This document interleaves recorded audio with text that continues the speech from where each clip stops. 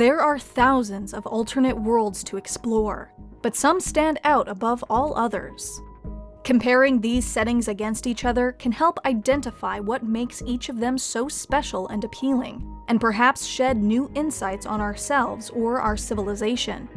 It's also fun. So today, I'm going to list what I consider to be my top 5 exceptional worlds, and explain what made them stand out to me. Before I start, allow me to explain my criteria. The big elements that all my selections have in common is the way in which they integrate details that might otherwise be overlooked. Details that affect the entire economic or political structure of a society and create new problems or situations, or simply little things that help make a place feel more real and alive. This is what I find most intriguing, and it is the biggest factor in my choices. The next big factor is internal consistency. Those who exist within this world must behave in accordance with any established rules, both physical and societal, or at the very least face the consequences for ignoring those rules. If the fundamental laws of the universe are repeatedly broken by the chosen one with no repercussions or explanation, don't expect to see it on my list. The worlds I'm putting on this list also inspired the most awe due to their creativity and imagination, doing something truly unique with their setting. Generic brown color palettes and tired, unimaginative people make a world forgettable and bland. That doesn't necessarily mean they all must be colorful and quirky, but it can't be a carbon copy of what's come before. The last, very subjective category is, was this a world that I enjoyed? Did I savor my time spent there, and if given the chance, would I like to revisit it? This is admittedly quite difficult to describe, but it's an important factor, so whatever. So here we go, my top 5 alternate worlds. Taking the number 5 spot is the wizarding world of Harry Potter. A secret society of wizards has set up an entire culture out of sight from non-magical people, and I love how wonderfully weird and sometimes archaic this civilization has become as a result of being pseudo-isolationist. It's been stuck in time for so long that it's warped quite a few of the traditions that started even before they proclaimed they would hide themselves from non-magical people. The magic system itself remains fluid and mystical without too many breaches of believability. It also creates an implication that the myths and legends of our own world are real, but the guy in charge of making sure there were no witnesses didn't do his job right, so some truth got out. The characters, while many of them are kooky even within their own society, never feel false or shallow, even if I didn't get the opportunity to uncover more about them. Next is Babylon 5. Before I understood the intricacies of this universe, I was unsure about it. It seemed like all the science fiction cliches at once. Bumpy-headed aliens, laser battles in corridors, intergalactic battles with impossible odds, and so on. But it wasn't long before I became very invested. The idea that humanity is fundamentally good and will always seek out a diplomatic solution whenever possible is one that I think is underserved, and while the universe of Babylon 5 doesn't ignore the harsher elements of humanity, such as corruption, ignorance, and militarism, plenty of conflicts are resolved through compromise and compassion. It paints humanity in a far more forgiving brush than most comparable universes. The technology overall also seems somewhat feasible to me, being rooted in technology that is currently available in our timeline, though I don't specialize in engineering. It does suffer from a long-standing complaint I have about many science fiction worlds, which is the rampant existence of monoculturalism within an alien species. However, all those people within the universe, whether alien or human, allow us to examine the best and worst parts of human nature. In third place is the Battlestar Galactica universe. Why I find it so compelling is how it's a new take on a theme that's been around since the ancient Greek playwrights, humanity's hubris.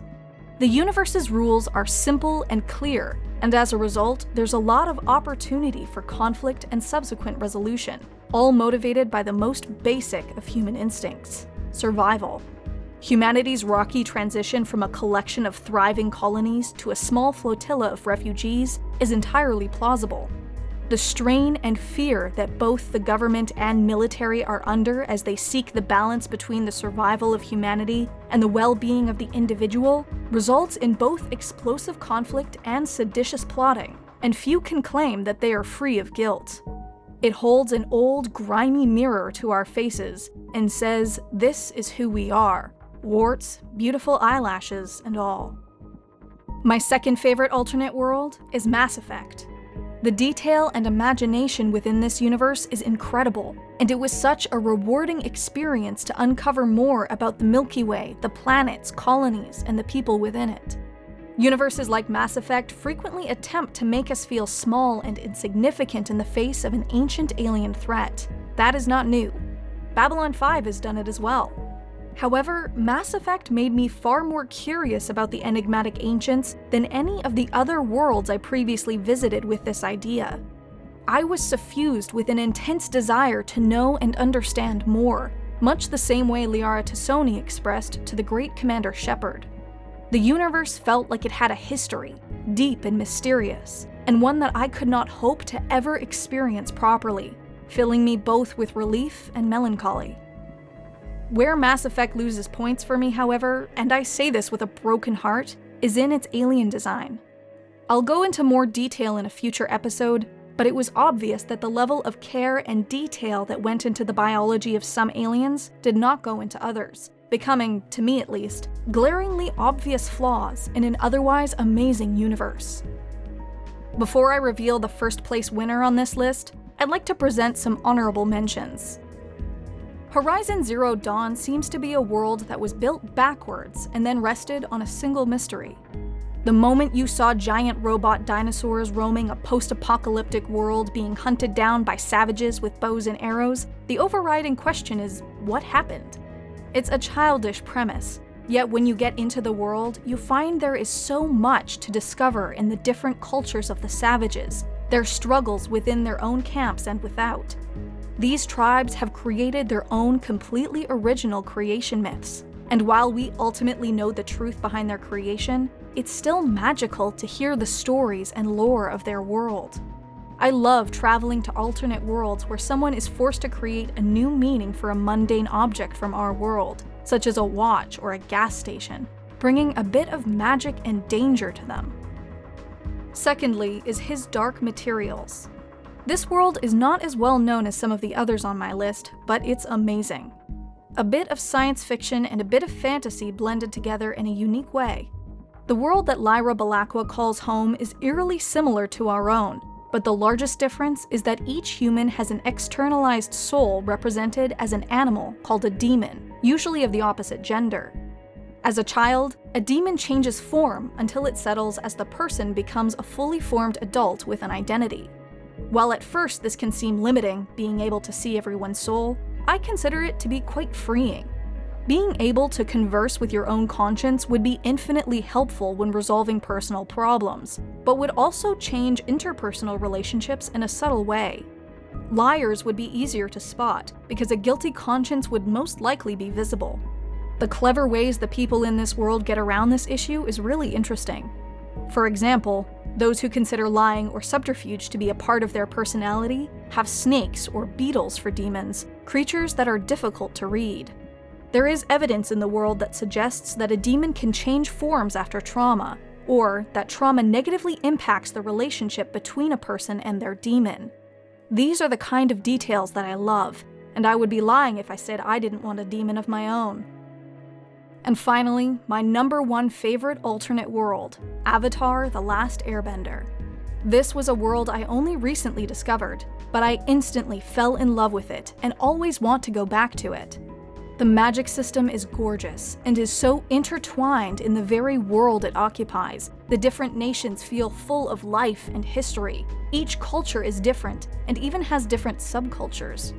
There are stereotypes present in each one, but none of them are reduced to a caricature, though they may still have some of the characteristics present in the stereotype.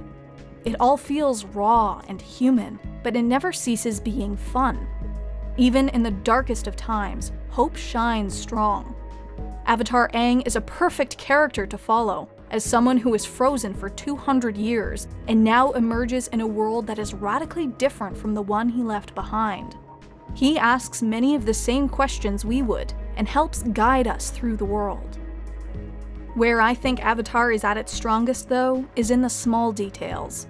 Details like how the Earth Kingdom doesn't need hinges for its doors because of their mastery of Earth manipulating magic.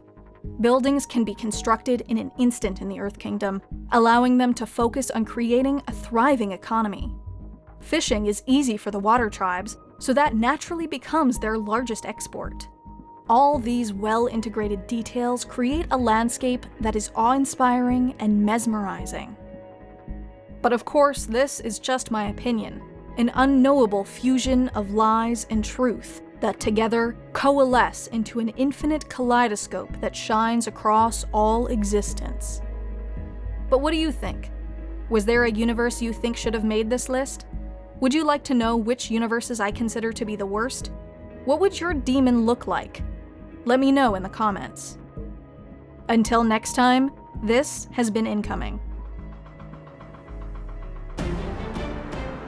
The Templin Institute investigates alternate worlds and realities.